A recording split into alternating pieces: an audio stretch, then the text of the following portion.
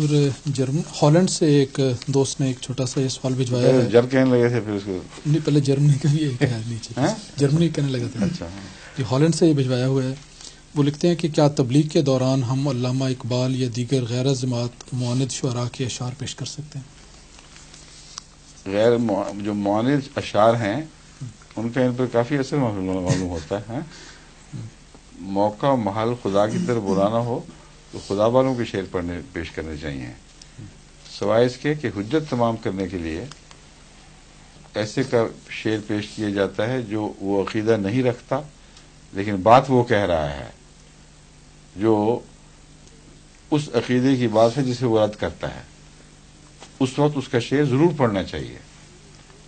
مثلا اقبال کہتا ہے دور اپنے براہیم کی تلاش میں ہے، صنم کدے کی صدا، صنم کدا ہے جہاں لا الہ، ہاں صنم کدا ہے جہاں لا الہ الا اللہ.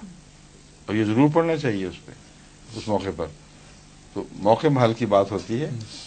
اور ایک جواب یوں ہی دے دوں تو یہ ساری تبلیغ کو اقبال اور ظفر خالدی خان کے شعروں سے نہ بھر دیں.